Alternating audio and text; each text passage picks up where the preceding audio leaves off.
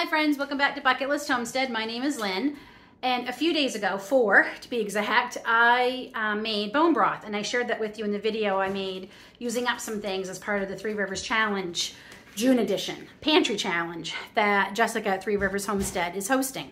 And it's ready to can, and I told you I'd bring you back when I was going to can it, so that's what we're going to do. Now, off camera, once it was done, I strained everything out. I put it in a container and put it in the freezer so all the fat would freeze. I brought it out this morning. When it started thawing enough, I was able to scrape off quite a bit of the fat, and that was perfect. So I don't mind there's a little bit of fat, but I didn't want, it was a thick fat cap that was on it. And I've reheated it all up into a pot.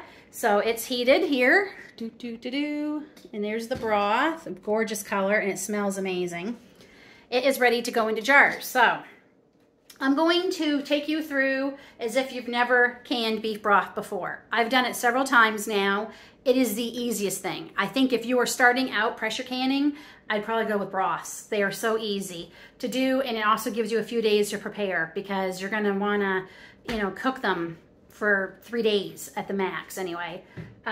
So let's get started. So what you're gonna need, so I've got 6 pint jars in my oven on 200 degrees Fahrenheit, just warming up because this is very, very hot, this broth, and you don't want to put hot liquid or hot foods into your mason jars that are cold. If it's a cold item, your mason jars are cold. If it's a hot item, your mason jars need to be hot. So I've got those warming up. I also have washed up all my lids, and I am using 4-jar lids because I absolutely love them.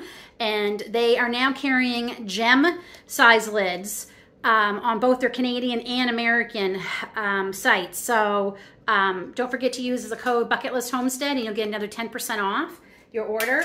Even if they're on sale, you get another 10% off. I would not say how much I love these if I thought they were terrible. I absolutely love them. So we're using them. I also have all my rings. They've been cleaned. I have a clean funnel ready to go. And you're gonna want a little bit of white vinegar and a cloth because we're gonna wipe up the rims. And I'm just using a skewer stick, but some kind of stir stick to make sure you get any bubbles out. We're gonna get the jars out and we're gonna get going. You cannot water bath can these. They're very low acids. So we're gonna leave an inch headspace. And on the jars I'm using, I'm lucky because I know that right here, this line right here, can you see this? That line will be an inch. So that is from the top, second line. And we're almost there. Now, I might need more than 6, I don't know. I'm also going to be using my Nesco/Carry electric pressure canner, which I love. And this can hold, I can't remember if it's 4 or 5 pints. It might even be 6. So if it's more, I do have 2, and I will be bringing out the second one. So I'm just going to continue going, filling these to 1 inch headspace. And I'll meet you over at the canner. I also want to mention that I do have my hot jars on canning mats. You're going to want some kind of towel, a mat, something, because you could also cause these to break if you have them on just a surface. I mean, I'm on a wood surface, so I probably would be okay, but I'm a messy canner. So the cloths also help me with all the messes because I've already spilt quite a bit. So make sure you have them on some kind of cloth or towel or mat. So I still have some left, so I'm gonna have to clean up some more jars, but until then, we are just gonna give this a quick stir. It helps get rid of any bubbles.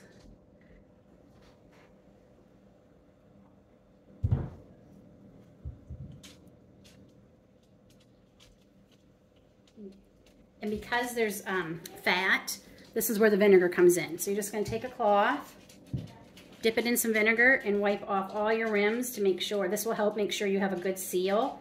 You want to make sure you're getting all the grease and anything that might be on the lids.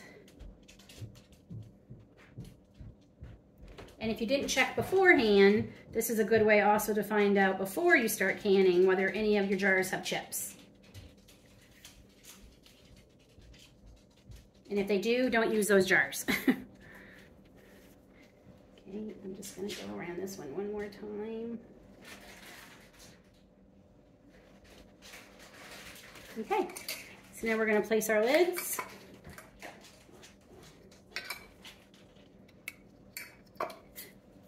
Now, you don't want to put these too tight because they could buckle. So this is what I do. I tighten them, I put them on, I tighten them, and then I twist them back one. I find this works better for me than the 2-finger method. So I tighten, ooh, that's hot. Tighten and just twist a little bit. And that's to make sure it's not too tight.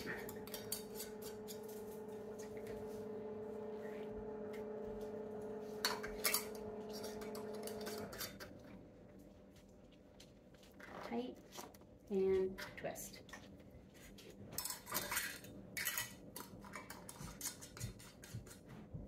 Tight and twist.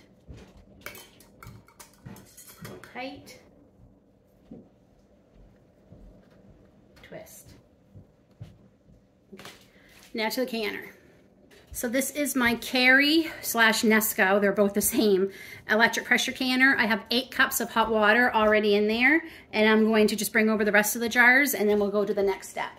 So it was 4 pint jars that fit in this, and I hope you can see, let me just pick up this jar, it's a little hot, but you can see there is a little silver shelf that's at the bottom. Make sure that is there. And that's with any canner that you're using. Don't let your jars touch the bottom of your canners without something in between them. Okay, so so these come with 2 of these. One is green. I might even have it handy. Let me see. No, I don't. Okay, so it's green and it's for higher elevation, which I don't need, but it does come with both. So we're going to start it. This needs to be facing this direction, just like it shows you on the sticker. And we're going to lock. Okay, it's plugged in. We're going to come down here.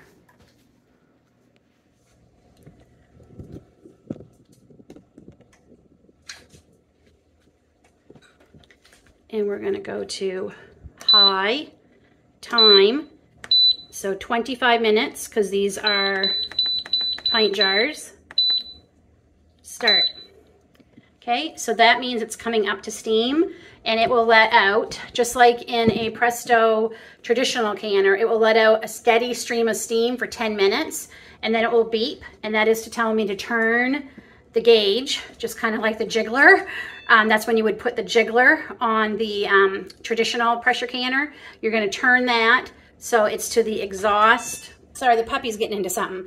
This is the exhaust. You're going to turn it just like it shows you here to airtight. And then it will come back up to pressure again, and then it will do the 25 minutes. We're going to do the exact same thing over on that one, over there, because I managed to get 8 pint jars of broth out of that broth that I made.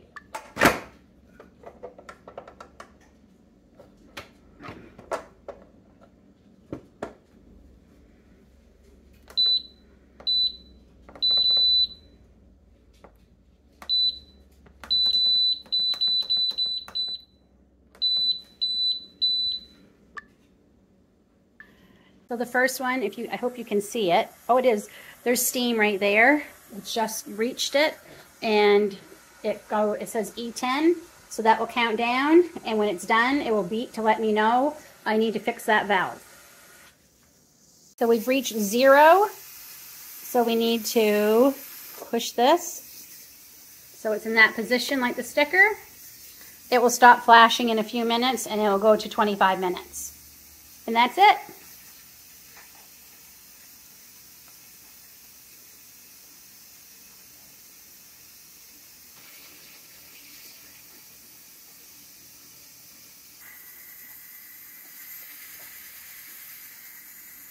So it just finished, it says off, so all we have to do is unplug it, and we don't do anything. We let it depressurize everything, and then we will crack this, let it stay open for about 5 minutes, and then remove the broth onto a mat again, because these are going to be hot, and let them stay for 24 hours, and then I'll come back tomorrow and show you what I do after they've sat for 24 hours.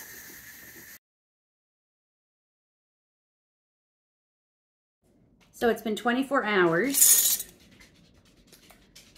I'm gonna remove the rings. Never store your home canned things with the rings on, because you never know, it could reseal itself. So you might have lost the seal and then it resealed itself, and you could have very bad spoiled food. Okay, then we're gonna check to see if they sealed. So I just pick it up, if I can pick that up.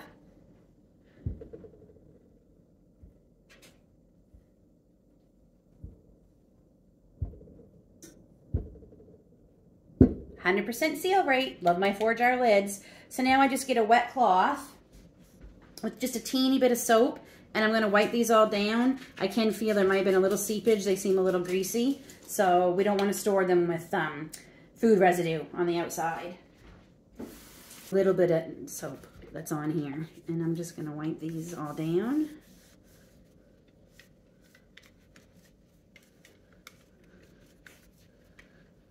One. I just write beef broth, and I just put the year 23. And that's it. And I consider this a free. It's free because I just used bones that I got with our beef order, and I got all the scraps that I've been collecting, herbs from my garden. So this beef broth, 6 pints of it, basically I'm considering it cost me nothing. And it truly is one of the easiest things you can learn to pressure can. It's definitely one of the things I would recommend, as if you've never pressure canned anything, do beef broth or chicken broth or vegetable broth as one of your first things. It's one of the easiest and simplest. So if you like this video, please give me great big thumbs up. And if you haven't already subscribed, hit that subscribe button, and don't forget to hit that little bell so you know when all my new videos are coming out. Until then, take care, God bless, and we'll see y'all soon.